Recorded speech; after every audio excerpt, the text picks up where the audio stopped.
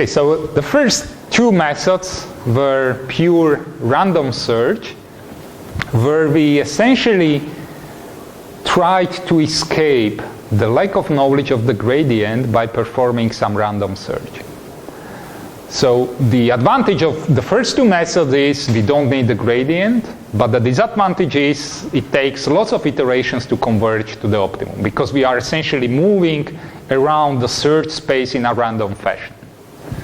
What the two next methods do is they try to at least estimate the gradient, because we know that the gradient gives us a valuable information. It tells us roughly in which direction we should move to find the global optimum.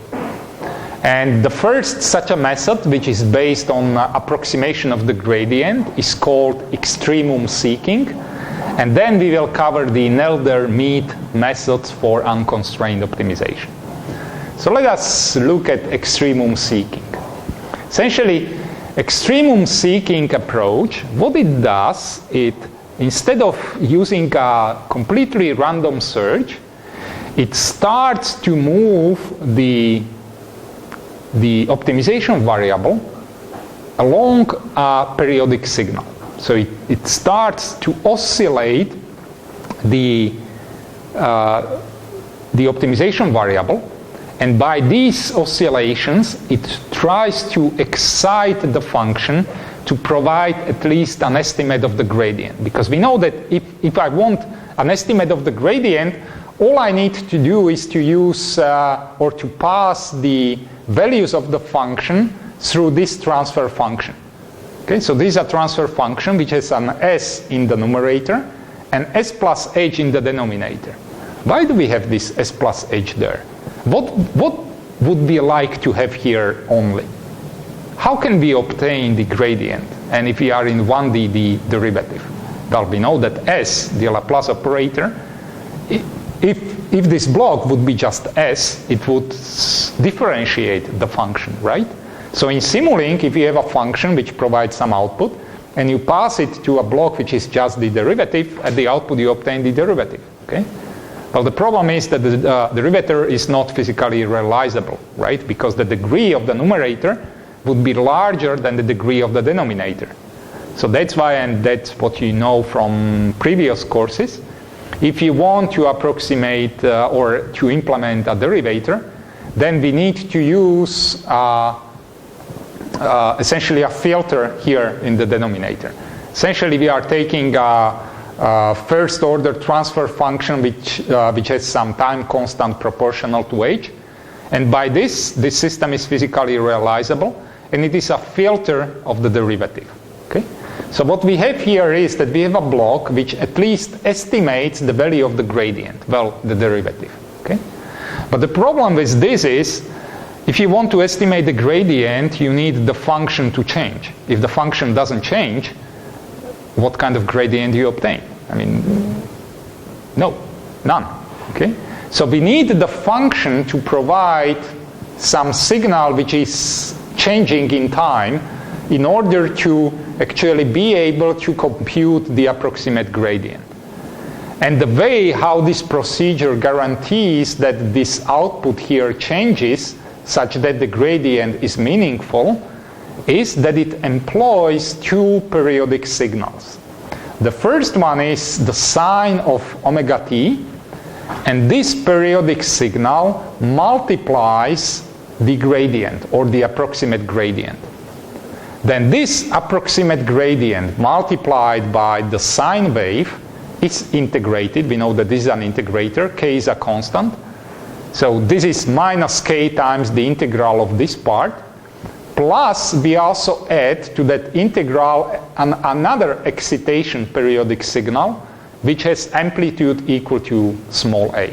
So essentially what happens here is that we start from the beginning, we take the approximate gradient, we multiply it by one periodic signal, integrate it, add another periodic signal to that. So essentially here we have some kind of the estimate of the optimal theta, which is the optimization variable here. And what is important here is that this theta changes in time. this is what forces also the function to provide a fluctuating output in the time domain. And it's exactly these time fluctuations which allow us to obtain a good estimate of the gradient. Okay? So essentially, imagine that you would like to find the gradient of temperature in this room. If you keep stationary, I mean, you can just maybe say, oh, in that direction I feel that it might be warmer. But if you start moving around the room, you will have a much better feeling for the temperature gradient. So that's the argument here, why we employ those periodic signals. And now, why this works? How does it work? Essentially, this is a gradient descent method. Can somebody tell me why?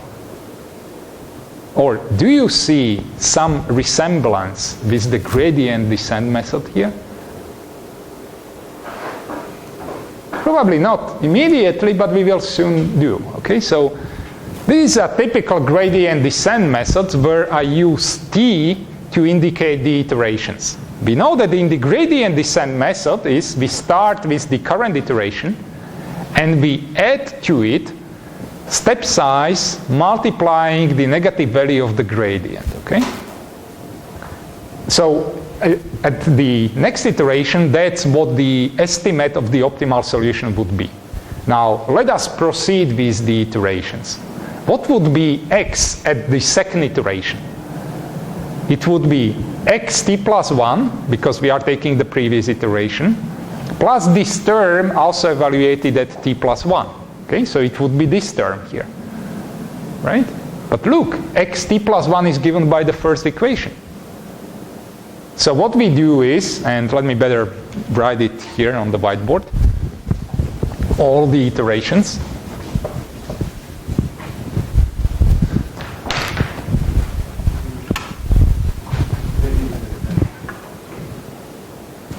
Okay, so we start from x0. That's our initial point. X at iteration 1 is x0 plus the step size s times minus the gradient of the function at this point. Okay, and the reason why I'm now denoting the step size by s and not by t is because we will use t as the time. Okay. So what is x at 2? Okay, so it's the x from the previous iteration plus s minus the gradient at point x1. Okay.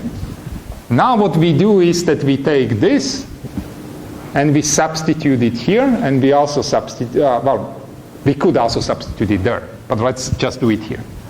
Okay. So that's x0 plus s times minus the gradient f of x0 plus s times minus the gradient at point x1. Okay? And we can do as many steps as we wish, so that would be x2 plus s times minus the gradient at point x2.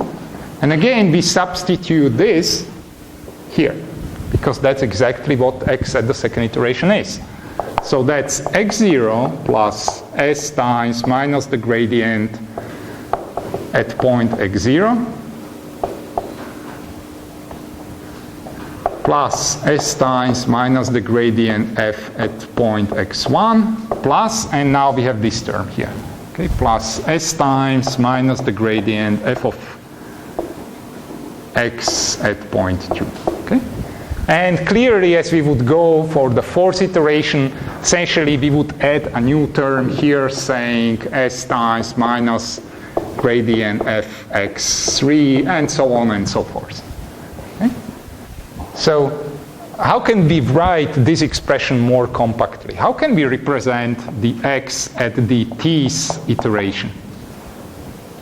That's just x0 plus what? That's the sum of s times minus gradient fx at time, say, j, where j goes from 0 to t minus 1, right? Okay. And now imagine that our iterations are not discrete time, so iteration 1, iteration 2, 3, and 4, and so on. because we know that this gradient is actually, it depends on some time varying information. So essentially, how would the continuous time version of this look like? So these are discrete time version. So, yeah, so essentially what we want to do here is to take there is kind of a sampling time hidden here. We would like that sampling time to go to 0. Okay? So essentially what we are doing is we are taking the integral of this term here.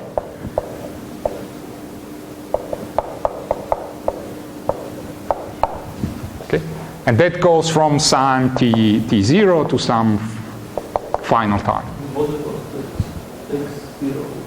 Oh, that would be hidden here for the starting time. Okay? Because we still do require initial condition for the integral. Okay? So essentially, what we see here is that if we just neglect this part here, then essentially it is the gradient descent method. Because here we have the discrete time version, and in this scheme we have the continuous time version of the gradient descent method. Okay? So that's the main argument why the structure of the extremum seeking algorithm has to be like this. And then it's actually two more things in this algorithm. The first one is that the step size S, which is also here, is also time varying. And actually this is the step size that we choose. Okay, so we say the step size will be a periodic signal with some amplitude equal to k. Okay, so this block, this one and that one combined is the continuous time version of the gradient descent method, where the step size is time varying. And then we have, okay, so at the end we have this one. Okay, so we are integrating this where we are also multiplying it by k. We take this minus outside, so that's why we have minus k here, because we are not taking the minus of the gradient for minimization, we rather do it here. So really this chain is really the continuous time gradient descent method, where we use also time varying step lengths. So no backtracking here. Okay, it's kind of, we say, okay, so let's try all possible step sizes and let the system choose which step size is the best. Clearly, as the function approaches its minimum, the gradient becomes 0, right? So essentially, when the function is at minimum, the output here is 0. Okay? However, we still would like the parameter to change a little bit because we would like to explore also the neighborhood of a stationary point. That's why, in addition, we also add a small perturbation, which is exactly this a times sine omega. In simulated annealing, this perturbation was the random signal combined with the temperature. Here, that perturbation is deterministic signal, which is given by a sine wave. Okay?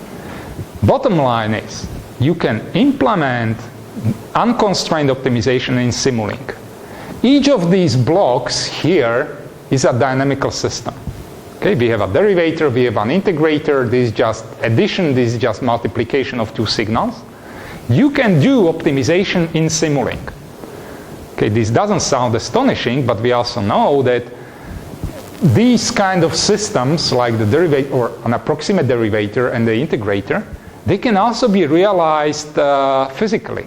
You can take an electrical circuit, like composed of resistors, capacitors, and so on, to actually build up a physical realization of the optimization algorithm. And this is what makes this method so cool.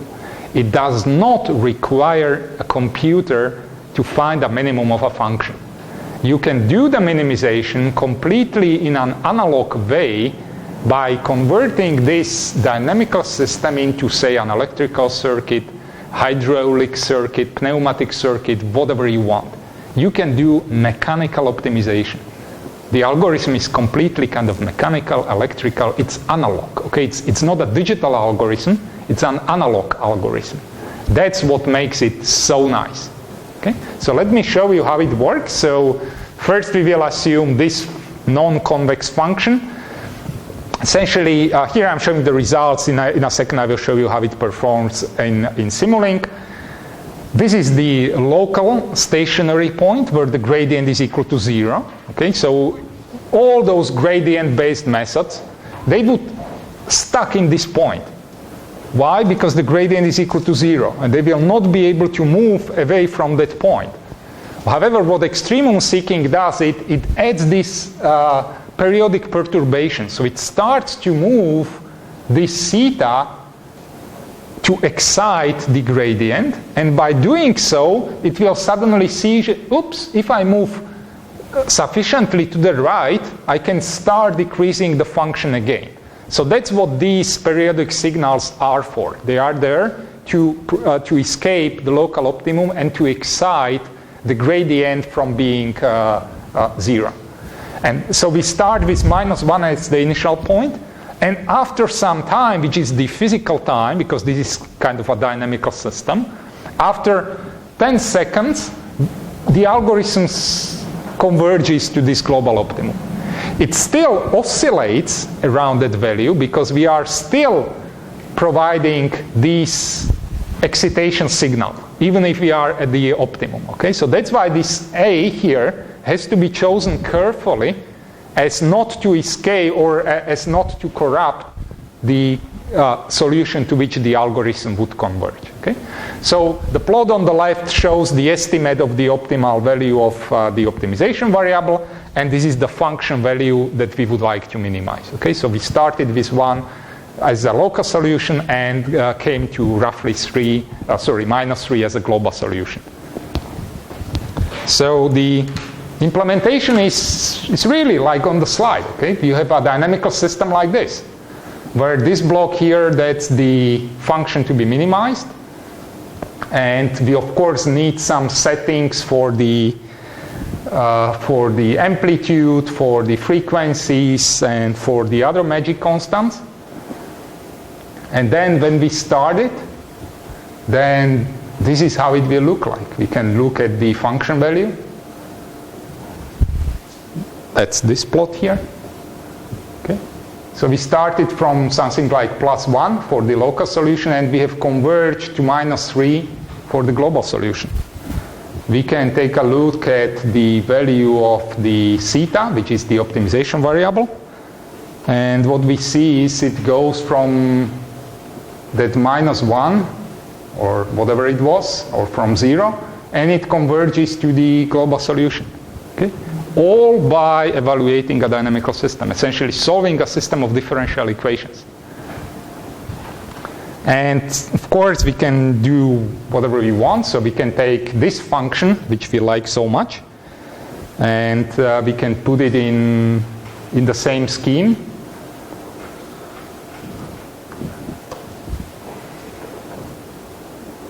And it will work. Okay? So essentially it's the same scheme. The only thing which has changed is the description of the function to be minimized here. And when we run it, then we at least remember that what we want to do is we would like to achieve a point where the optimal x is roughly 1.15 and the function value is roughly 0. So that's exactly what happens here. That's the function value. It goes to that roughly 0, that's 0.2 something. And we can also show the optimizer, which should be 1.15. And that's here.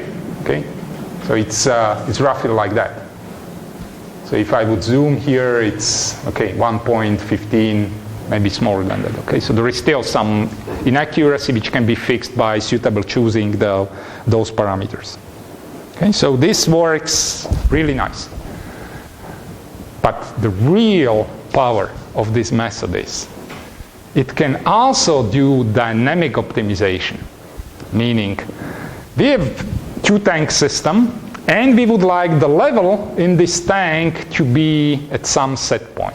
How do we do that usually? Well, we create a mathematical model.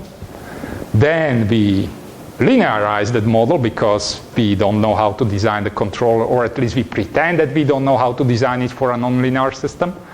We create a controller which potentially drives the level to the desired value. Okay? Why not to approach this problem as an optimization problem? Meaning, let me define the objective function as the difference between the second level and the reference. And I will make a square of that. Okay? So I have h2 minus the reference squared as my objective function. And I will leave the physical device here. We know that the physical device is nonlinear. Therefore, also the cost function will be nonlinear. But I don't care. Because for me, it's just an optimization problem. I would like to find the inputs, which are the inflows to this tank, such that the function value is minimized. And the function value will be minimized exactly when the level in the second tank is at the reference. And this is a dynamical system. And this is what is so nice about this extremum seeking. It is also the method itself is a dynamical system. So it can be used to directly optimize a dynamical process. And we don't even need to know what is the mathematical description here. All we do require to know is the measurement of the height in the second level, in the second tank. Okay? And this is what then we would obtain.